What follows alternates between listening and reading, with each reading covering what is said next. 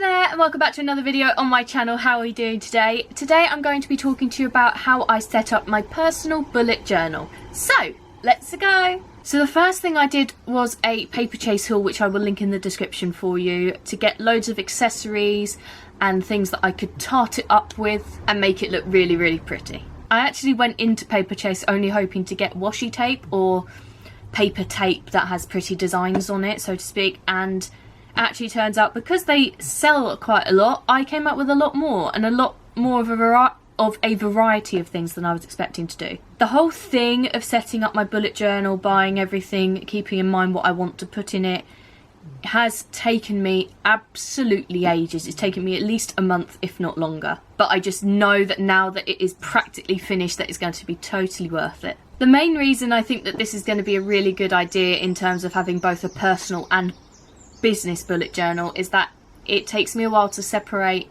in my head what is personal and what isn't, especially when I work from home and care for my uncle at home. They're both work, but then I also chill out in the same place that I work, which is quite confusing for my head. I did actually want to use one book to be like a total overall bullet journal, but for the reasons that I've just given, I think it's going to be better in the long run if I just separate the two. I do have like a semi bullet journal for my business and I'm keeping going with that at the moment, but I am working on transferring that to a Filofax that will become my bullet journal, because my one that I'm working off of at the moment is starting to break apart and fall apart. So you'll see me in the not too distant future come up with a business one, and I will talk you through that the same as I'm about to talk you through this one. My business bullet journal is also quite big as well. It's A4 instead of A5, which is what my personal bullet journal is sized, and because it's A4 I can't then carry it around with me in my backpack or my handbag. Actually it's a backpack, but I can't take it with me, I can't carry it around with me, and that's something that I do want to do. I want to carry both of these around with me because you don't know when inspiration or creativity is going to strike you, and I think it's going to be easier to have them on me at all times to then write that down and go, that is what I want in there. Until my new business bullet journal is created and done, while I'm out and about, if creativity does strike, I tend to just write it on my phone anyway, so it will last me until the new one is set up. I also do business meetings and brainstorming meetings most weeks to brainstorm and finalise plans, and I of course take my business bullet journal with me to those. So one of the first things I had to do is decide which book I wanted to use for my personal bullet journal, and I wanted one that would be small enough for me to carry around with me all the time, but have enough pages in it that it would hold everything that I want to store in it, can go in it. It's not great English, but it will do. I also have a Pinterest account which has loads of ideas for bullet journals and craft ideas and things like that in it, and I spent a long time looking through all of those, deciding what would apply to me, what wouldn't apply to me, what I wanted to do for the bullet journal, what I didn't want to do for the bullet journal, and I actually wrote all of those down, knowing then what book I could pick from the ideas I wanted to do. So the first run through was actually just writing every single thing that I wanted to down. Then I went through it in a bit finer detail, going that's business, that's personal, that's both. And then I went through it another time to decide what was going to be manageable and what wasn't going to be manageable. I knew pretty much straight away from all the research that I was doing that I wanted to do a daily tracker for both business and personal. And I then looked at how many pages I would need per week and things like that to work out how it would lay out in the book. A daily tracker is basically a list of things that I want to get done every single day, and which at the end of the day I would check off and tick off or colour in, as I'm doing now, of the ones that I've achieved that day, and to see what I haven't achieved so I can hopefully move them into the following day or know I want to do them the following day. So that was the daily tracker sorted. I then went through everything else and decided what I wanted to be sort of head categories for things. This was mainly because a lot of the things sort of just naturally grouped together, and some were more difficult to connect to than others, but the main categories in my personal bullet journal are a habit tracker, which covers the majority of the year, if not all of the year, at least to the end of this year. It's actually got space for the beginnings of next year as well. The next category is money, then me, and then fun. So since I had worked out the main headings, the next thing was to decide, which I had done thankfully already, which subcategories went into which main category. And I've actually got them written in front of me because it's going to be a bit difficult to just remember. So under the habit tracker, what I've done, and I will show you, is a list of things with the dates in the month above it, and then they're all like little boxes that I will colour in depending on what I have and haven't done that day. The next thing is my ideal day, which is a day that I want to go 100% how that goes, so that's the perfect day for me. The next thing is birthday tracker, because my memory is like a sieve, I can't remember anyone's birthday. The next thing is important dates. Now this actually applies more to business than it does personal, but I like the idea of at the moment putting them into personal, because then once my business bullet journal is set up I can just easily transfer them over. So this is like National Donut Day and National Chocolate Day and silly dates like that that I want to celebrate on my YouTube channel and eventually my blog once I get it back up again. And then finally a period log, which is just to tell me when I am expected to be due on or not, so that I don't have to freak out or plan in advance. I just know when it's going to happen. So the next main category is money, and under these there are actually only two subcategories.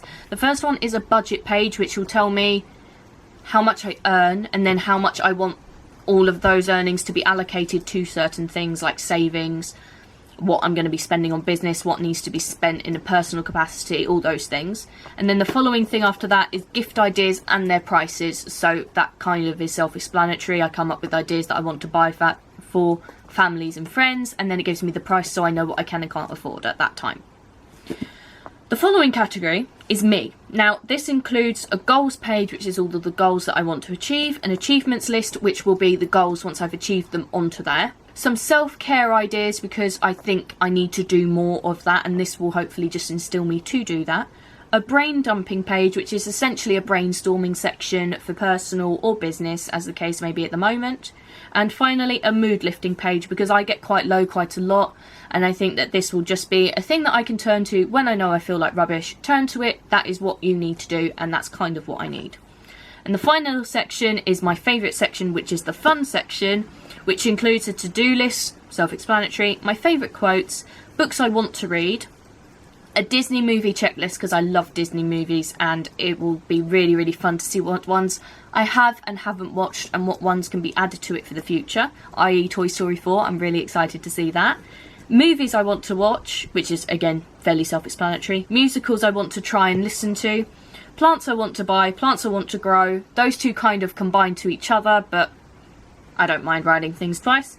Things I want to make, TV shows I want to watch, and finally a wish list. And then that's actually left space at the end of the book to add other things to if I want to. After I had spent many hours working that lot out, I then went through and decided how many pages things would need. Like a brain dump I would want to be a double page spread, and then the gift ideas I only need one page for because I don't buy for that many people, and the wish list again, it doesn't need that many pages, and goals doesn't need that many pages. So it's just working out what I did and didn't feel needed extra space for it. So an example of this, other than what I've just told you, is that the habit tracker was a right jerk to sort out, because I did originally want to do it like a big old spreadsheet thing and have one day here, one day here, one day here, and then go over the page and then the rest of the week. But then I couldn't decide if I was going to do it 7 days a week, 5 days a week, and then I couldn't decide what I did and didn't want and how to just set it out. And I will show you how it is set up now, but that took a really long time.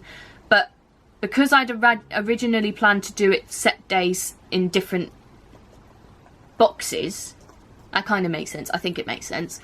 I then allowed a load more extra room for that, but then I changed it to something that was going to take even less space. So now I've got loads of room in here to cover for the next couple of years if I find this book doesn't get too battered in the meantime. Plus, if I just also want to add pages in there, I can, because I've got the space, which is excellent. Instead of actually hand drawing the daily tracker, my mum came up with this idea and it was an excellent idea.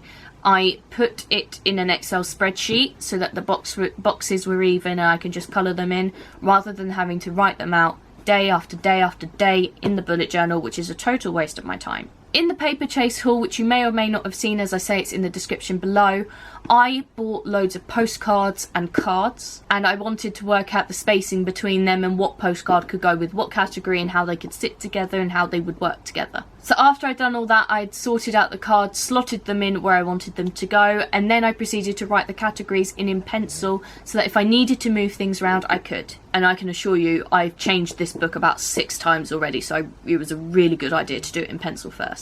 The next thing that I got out from my paper chase accessories bag was some washi tape and ribbons, and I then sorted them out from business and personal as well. I decided which ribbon and tape would go with which category or what they were going to be used for, and whether they were going to sit vertically or horizontally in the book. The next thing I did was go through the cards and decided what I did and didn't need cutting out. Like, for example, there's a Peter Rabbit postcard. No, that was a card and it had happy first birthday or something on it, which of course it's not my first birthday, so I just cut that bit off, straightened it out and decided how I wanted to do that. And some of the other cards needed the same thing, especially as they're cards and not postcards, which are obviously single, and cards are double spread. I then glued them in and I was really happy with how it turned out. So I think it's about time I started showing you what I've been talking about. So this is like a postcard that I used for the first page.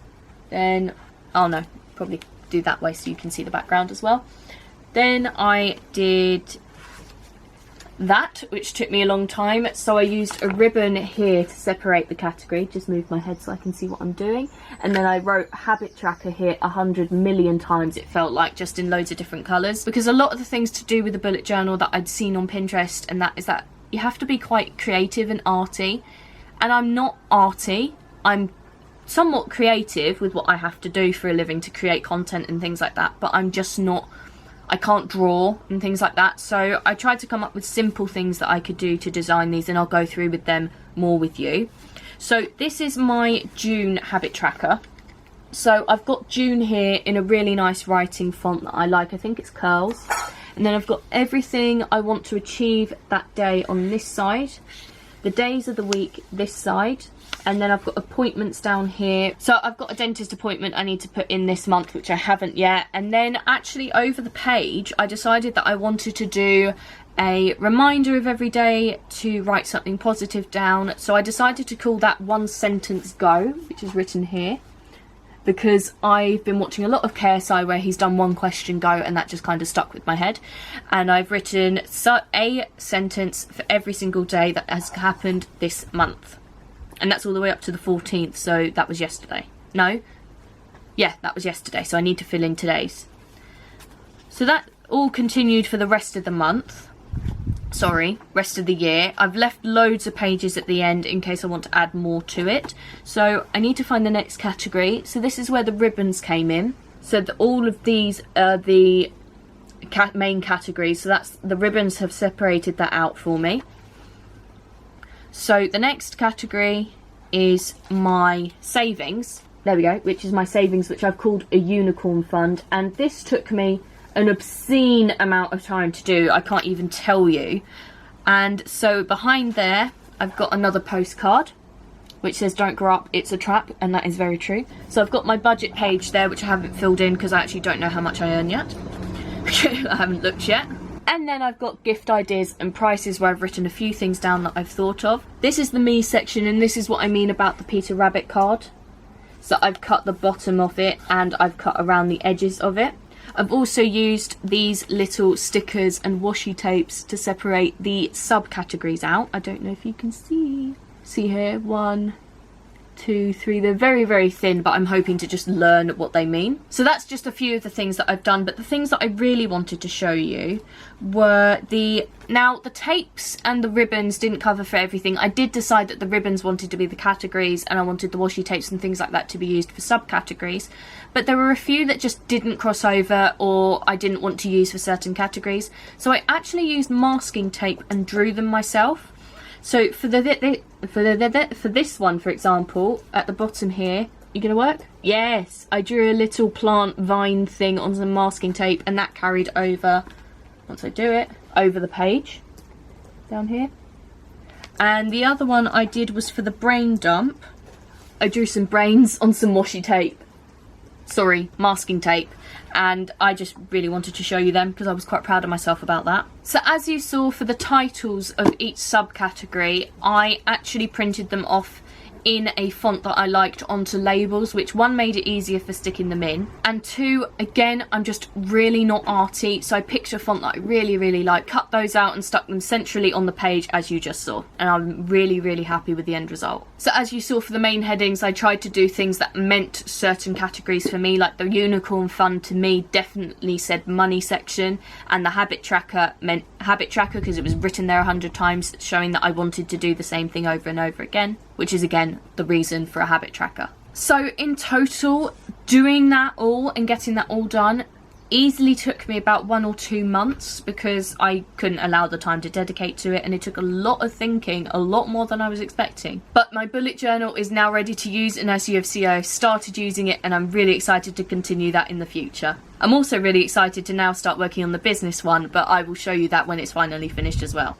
When it is finally finished. I will let you know how I get on with using that, as next month I'm going to be doing a mid-year goals review, and one of the goals that I set at the beginning of the year was to set up a bullet journal and start using it, so I'll let you know how I get on with it. And as I just said, I can't wait to start my business one, get that going, and hopefully I'll get that done not too long after I've done the mid-year video, the mid-goal year video. If not, I'll just review it when I've made it and after I've used it for a couple of weeks and let you guys know anyway, which will of course be a whole new story, so keep an eye out for that video. And that is it. I hope you have enjoyed this video. Don't forget to check out all the links in the description, as I love them all and wouldn't put them there if I didn't. Don't forget to check out the bullet journal paper chase haul if you are interested or just want ideas into how to make your own bullet journal. Let me know in the comments below of anything else you'd like to see me do on this channel. And finally, don't forget to like, comment and subscribe if you want to see more, and I will see you next time. Bye!